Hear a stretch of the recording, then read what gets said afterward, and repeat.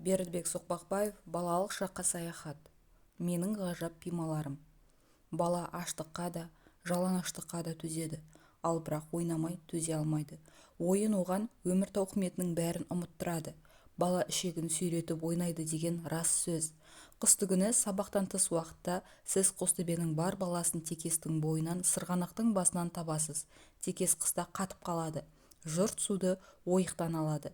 Қар жаумаған кезде мұз айнадай жап-жалтыр болып жатады. Беті толған бала. Болат коньки, шаңғы ол кезде таптырмайды. Қайқы бас базар коньки де жамбосында бар. Басқаларының аяқтарында табанына сым темір қағып, қолдан жасаған ағаш коньки. Жамбосын жұлдыздай ағып зымырағанда біз бортаңдап ілесе алмай қаламыз. Жанбосын сәйгүлік ат мініп, біз өгіз мініп жүргендейміз. Осы артықшылығын Жанбосын әбден пайдаланады. Ағызып келіп арамызды жарып өтеді, қағып соғып жығып кетеді. Сиырымыз омақасып тұрайып құлап жатқанымыз. Тұра қуып өш алуға жете алмаймыз, мықтағанды келістіріп бір боқтаймыз.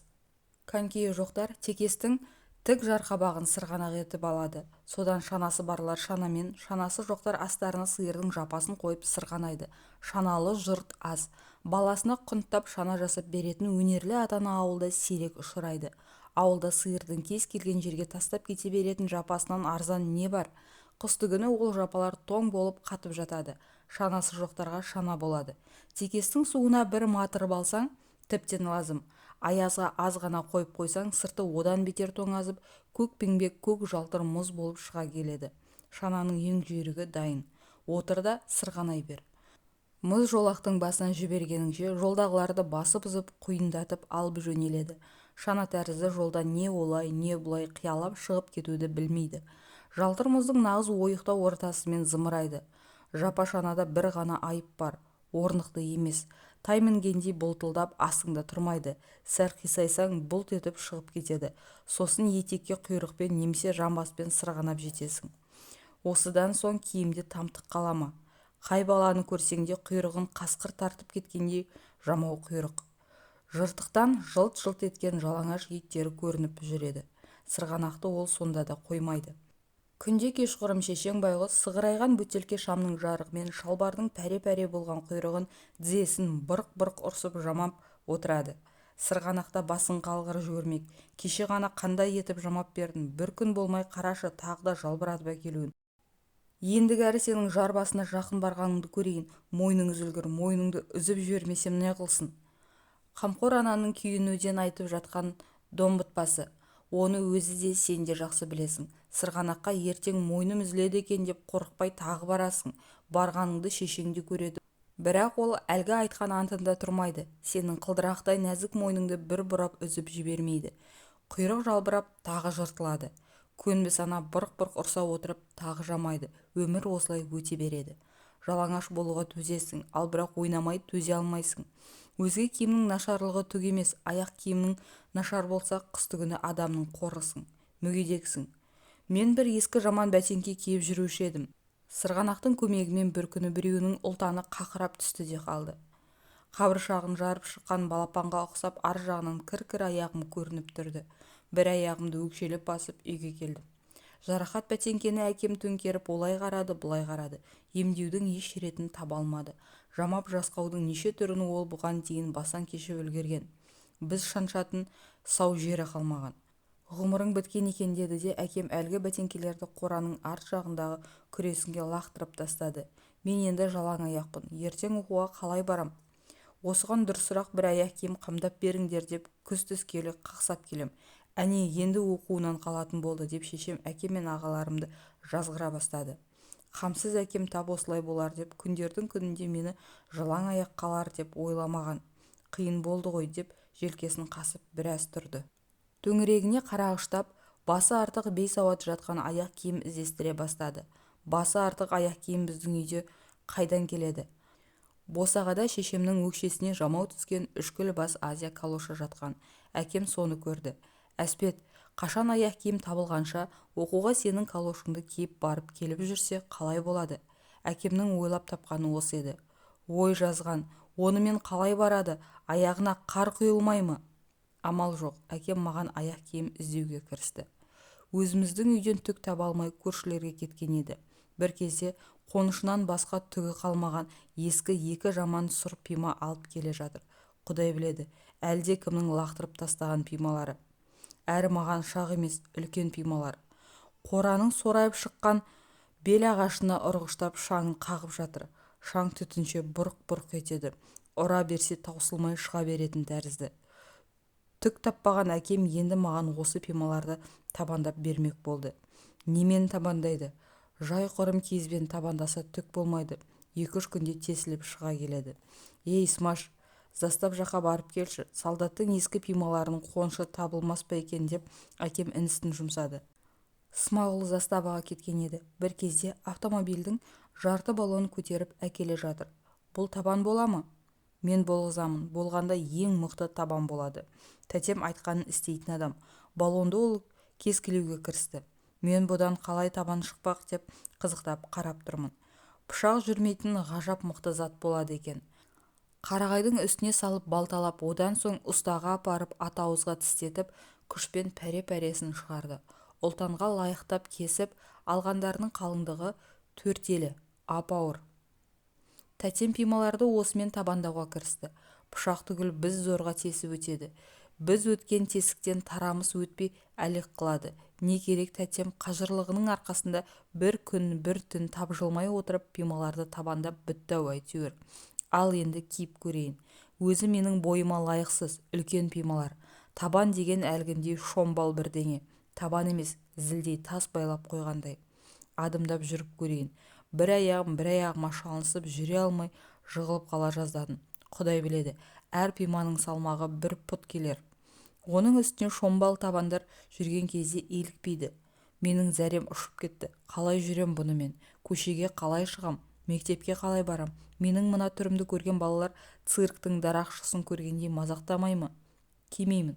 Бұның киім болғанының әкесінің аузын деп отыра қалып, жексұрын пималарды бірінен соң бірін ескі жаққа аттым. Пималар жығылмай, табанына қорғасын құйған сақаша дік-дік етіп тікесінен түседі. Менің тулауым онша ұзаққа созылмады. Жоққа жүйрік жете ме? Бұл пималарды кимегенде не кимекпін? Оқуға қалай бармақпын? Түн, дала қараңғы, жұрт аяғы басылған кез. Жексұрын пималарды аяғыма шұлғау орап киіп алып сыртқа шықтым. Антұрғанға шұлғау шақ келмейді. Табылғанның бәрін орадым. Табаныма ұлтарақ салдым. Қараңғыда олай-бұлай жүріп байқамақпын. Ертең мектепке осымен баруға бола ма, болмай ма? Сынап күн бұрын жаттығып алмақшымын. Пималар ауыр болғанмен іші ып-ыстық. Осыған дейін жұқалтаң бәтеңкемен тоңып жүрген аяқтарымды қыз-қыз қайнатып қуантады. Ал бірақ жүруге тым қолапайсыз-ақ. Әрі үлкен, әрі ауыр. Тіземді бүгіп отырайын десем отыра алмаймын. Қақиған қатқыл қоныштар тақымымды тіреп қалады. Жаман бәтеңкелермен терең қарды кеше алмай тек жолмен жүруге тырысатынмын. Ал мына автомобиль пимаға жолды жолсыз бәрібір. Тек қонышынан қар асып кетпесе болғаны. Ал қоныштан асатын қар бұл өлкеде жаумайды. Бұл пималардың жақсы жағы мен жаман жақтары тең еді. Бұл түнігі ұйқым шала болды. Оянып алып ертең жексұрын пималарды мектепке қалай киіп барамын деп қайғырғанды білем. Жоқ, әлде бармасам бекен. Оқудан қалу және қасірет. Өзге балалар мен үшін ештеңе емес, мазақтарда қояр, басылар. Өте-мөте Майраға қалай көрінем деп қасірет жегем. Басқалардың күлгенін елемеспін, ал Майра күлсеше. Таңертең әдеттегіден ерте ояндым. Тамағымды апыл-ғұпыл ішіп, мектепке басқа балалардан ерте жөнелдім. Ешкімнің көзіне түспей, ешкімнің мазағына шалынбай, жалғыз келе жатырмын.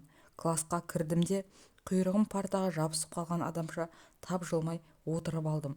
Біреуден, екеуден басқа балалар да келіп жатыр. Мен болсам қыбыр етпеймін. Аяқтарымды партаның астына жасыра түсемін. Әдетте класқа қоңырау соғылмай кірмейтін ойын құмардың бірі едім. Сабақтан тыс уақытта байлап қоймаса бүйтіп отырмайтынмын. Құданың құдіретімен енді міне ол мінезімнен өзгере қалғанмын. Ұшқалақ болу да, отырған орнынан тапжылмас шойын құйрық болу да оп-оңай екен.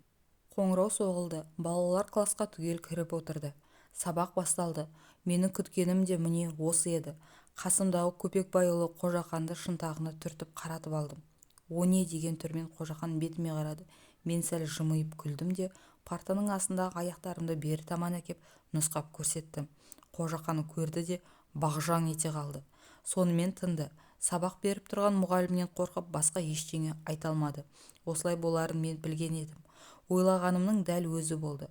Сұмдық пималарымды енді біртіндеп басқа балаларға да көрсете бастадым. Бәрінің әсері бірдей, көздері бағжаң ете қалады. Сабақты бұзып айқай-сап мені мазақтай алмайды. Үзіліске шыққанда мазақтар күлер. Бірақ тосын көріп таңырқап шуласқандай болмайды енді. Бұл ақыл менің басыма түнде ұйықтай алмай жатқанда келген еді. Мәссаған, мынаған қараңдар, мынаның пимасына қараңдар, әкесінің пимасын киіп алған ба? Ей, ой, табанына қара. Немен табандаған ей? Көтерші, мәссаған, автомобильдің дөңгелегі. Әй, сен мұны қалай көтеріп жүрсің? Қане, жүріп көрші. Ой, ізін қара, құдды машинаның ізі. Бұны айтып жатқан менің ата жауым Жанбосын. Әлгінде сабақтың үстінде отырып пимамды оған да көрсеткенмін. Көзін бағжитып, аузын қусыра созып таңырқап қарап қалғаннан өзге ол онда ештеңе дей алмаған. Кесір неме үзіліске шығуды күткен екен. Мен қашанғы тапжылмай отыра берейін. Мазақтайтын иттер тезірек мазақтап тынса екен. Киімімнің нашарлығына мазаққа көкпар болуым менің осы ғана ма? Өлмеспін, бұдан да тірі қалармын. Сыртқа шығар-шықпастан ақ балалар мені қоршап алған. Бұған енді тақаның да қажеті жоқ дейді кейбіреулер. Жүріп көрші, қалай жүрер екенсің дейді екіншілер. Жүре аласың ба дейді үшіншілер. Жанбосын сөзбен тәлкектеп қоймайды. Пимамды аяғымен теуіп, жүгір деп қолымнан жетелеп, осы тұста мені басынып ақ жатыр. Тоқтай тұр бәлем Жанбосын. Өш алатын кез әлі-ақ келер. Автомобиль пиманы мен сол жылы қыстай киіп шықтым. Біраз күннен кейін өзіне үйреніп кеттім. Үлкендігі де ауырлығы да байқалмайды. Кәдімгі дағдылы аяқ киім тәрізді онша елемейтін болдым. Бұл пимамен сырғанақ та тебем, ләңгі де ойнайым. Тек тосын көрген біреулер, ой, мынаның пимасы өзінен де үлкен ғой, қалай көтеріп жүрсің деп таңырқаса, аяқ киімімнің бойыма шақ емес екені есіме сонда ғана түседі.